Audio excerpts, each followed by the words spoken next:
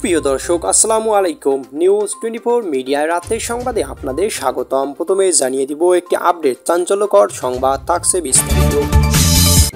জানিয়ে দিব ঈদের আমেজে ব্যাংকে নতুন নোটের ঘাটতি, 200 কোটি মূল্যে নতুন নোট ছাপানো হলেও বেআইনিভাবে দ্বিগুণ দামে মিলছে গুলিস্তানের নোট।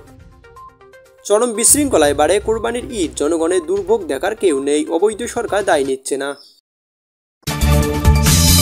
জানিয়ে দেব 7ই জুন ঐতিহাসিক 6 দফা দিবস। বঙ্গবন্ধুর দেওয়া 6 দফা ছিল বাঙালি জাতির মুক্তির সনদ।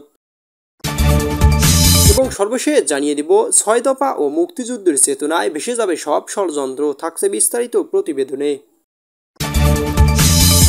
এতক্ষণ শুনছিলেন সংবাদ শিরোনাম। পুরো খবর পেতে ভিডিওটি শেষ পর্যন্ত দেখুন। সর্বশেষ আপডেট খবর পেতে চ্যানেলটি সাবস্ক্রাইব করে পাশে থাকুন। এবারে বিস্তারিত প্রতিবেদনে। ঈদের আমেজে ব্যাংকের নতুন নোটের ঘাটতি, 200 কোটি মূল্যের নতুন নোট ছাপানো হলেও বেআইনিভাবে দ্বিগুণ দামে মিলছে গুলিস্তান এবং মতিঝিলের খোলা বাজারে। ইউনুস বাটপার নতুন ডিজাইন করা টাকা দিয়ে সামাজিক যোগাযোগ মাধ্যম ব্যাপক হাইপ তুলেছেন।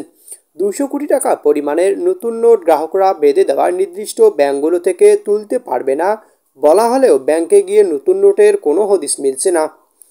গ্রাহকদের ধারণা দিতে হচ্ছে গুলিস্তান মতিঝিলের রাস্তায় ধারের হকার মার্কেটে। জানা গেছে গুলিস্তান 200 টাকা 100 টাকার নতুন নোট কিনতে হলে দ্বিগুণ মূল্যে গুনতে হচ্ছে।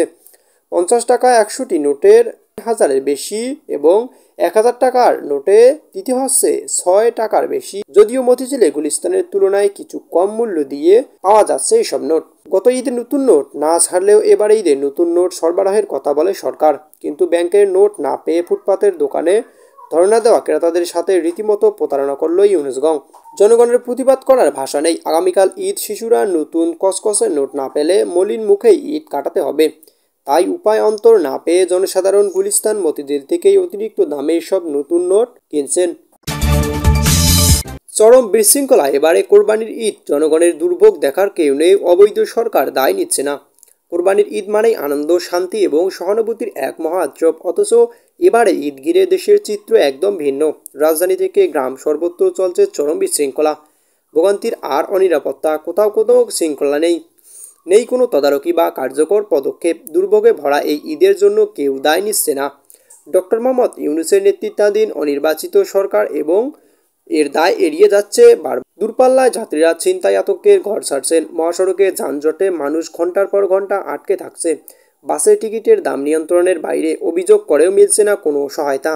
শহরের গরুরহাটে চাঁদাবাজদের দাপট, হাতের নিয়ন্ত্রণহীনতা আর হকার অভ্যুত্থানের ঢাকার সড়ক রীতিমতো অচল। এই অবস্থার মাঝে ঈদের পর সবচেয়ে বড় দুর্ভোগে বর্জ্য ব্যবস্থাপনা। এখনও কোনো প্রস্তুতির ছাপ নেই নগরবাসীর আতঙ্কিত, কারণ অভিজ্ঞতা বলছে ঈদের দিন বিকেল থেকে রাজধানীর রূপ নেয় এক দুর্গন্ধময় নরকের। সবচেয়ে ভয়াবহ হলো সরকার এবং সবকিছুই জানে, তবুও নিশ্চুপ, কেউ দায় নিচ্ছে না। ডক্টর ইউনুস সরকারের মন্ত্রীরা গণমাধ্যম এসে দায় এড়িয়ে বলছেন এটা স্থানীয় সরকারের বিষয় বা আইন শৃঙ্খলা বাহিনীর ব্যাপার, অথচ সবকিছুই যে প্রশাসনিক ব্যর্থতার ফল তা দেশবাসীর চোখে দেখছে। আজ 7ই জুন ঐতিহাসিক 6 দফা দিবস। বঙ্গবন্ধুর দেওয়া 6 দফা দিবস ছিল বাঙালি জাতির মুক্তির সনদ। 6 দফার ওপর ভিত্তি করেই বঙ্গবন্ধু বাঙালি জাতির মানসিক ঐক্য প্রতিষ্ঠা করছেন। আমরা জানি প্রাচীনকালে এই ভূখণ্ড নানা ভাগে বিভক্ত ছিল। মধ্যযুগের বিশেষ করে মোগল ও ইংরেজ আমলে ভৌগোলিক এবং প্রশাসনিক ঐক্য গড়ে উঠলেও জাতিগতভাবে আমাদের একক সত্তার উন্মেষ হয়নি। 6 দফা আন্দোলনে এদেশের মানুষের চোখে আঙ্গুল দিয়ে পাকিস্তান রাষ্ট্রের অসারতা স্পষ্ট করে দিয়েছে। উল্লেখ্য যে 1940 সালে শেরে বাংলা একেএম ফজলুল হকের লাহোরে উত্থাপিত প্রস্তাবের ভিত্তিতে পাকিস্তান রাষ্ট্র প্রতিষ্ঠিত হয়। 26 বছর পরে বঙ্গবন্ধু লাহোরে 6 দফা উত্থাপন করেন। বলার অপেক্ষা রাখে না, 6 দফা থেকেই বাংলাদেশের স্বাধীনতা বীজ অঙ্কুরিত হয়। প্রকৃতপক্ষে পাকিস্তান রাষ্ট্র কাঠামোর মধ্যে 6 দফার বাস্তবায়ন করা সম্ভব ছিল না। তাই বলা যায় 6 দফার মাধ্যমে বাস্তবে ছিল এক দফা, তা হলো স্বাধীন বাংলা। 6 দফা ও মুক্তিযুদ্ধের চেতনায় ভেসে যাবে সব ষড়যন্ত্র। আজ 7ই জুন ঐতিহাসিক 6 দফা দিবস, আমাদের জাতীয় মুক্তি সংগ্রামের ইতিহাসের এক স্মরণীয় দিন। কিন্তু এবছর এই দিবসটিতে আমাদের প্রাণপ্রিয় বাংলাদেশের উদযাপিত হবে না, কারণ আমাদের আজ এক গভীর ষড়যন্ত্রের অন্ধকারে নিমজ্জিত। সেই ষড়যন্ত্রের সম্মুখভাবে আছে 6 দফা বিরোধী শক্তি, বাঙালি আত্মনিয়ন্ত্রণকারীদের বিরোধী শক্তি, মুক্তিযুদ্ধ বিরোধী শক্তি। তারা বাঙালি সব অর্জন ধ্বংস করতে চায়, ইতিহাস মুছে দিতে চায়, যা কখনোই সম্ভব নয়। 1966 সালে 5ই ফেব্রুয়ারি লাহোরে চৌধুরী মোহাম্মদ আলীর বাসভবনে কাউন্সিলর মুসলিম লীগের সভাপতি সৈয়দ মোহাম্মদ আফজালের সভাপতিত্বে বিরোধী দলগুলোর সম্মেলন শুরু হয়। সাবজেক্ট কমিটি এই সভায় বঙ্গবন্ধু শেখ মুজিবুর রহমান 6 দফা দাবি পেশ করেন। 6 ফেব্রুয়ারি পশ্চিম পাকিস্তানের কয়েকটি পত্রিকা ওই দাবির উল্লেখ করে বলে যে পাকিস্তানের দুটি অংশ বিচ্ছিন্ন করার জন্যই 6 দফা দাবি আনা হয়েছে। 10 ফেব্রুয়ারি বঙ্গবন্ধু শেখ মুজিবুর সংবাদ সম্মেলন করে এ জবাব দেন, বাঙালি মুক্তি সনদ ঐতিহাসিক 6 দফা আছে শাসনতান্ত্রিক কাঠামো ও রাষ্ট্রীয় প্রকৃতির কথা। বাংলাদেশের স্বাধীনতা সংগ্রামে পরিণত হয়, স্বাধীন বাংলাদেশের জন্ম হয়, কিন্তু স্বাধীন দেশেও ষড়যন্ত্র থেমে থাকেনি।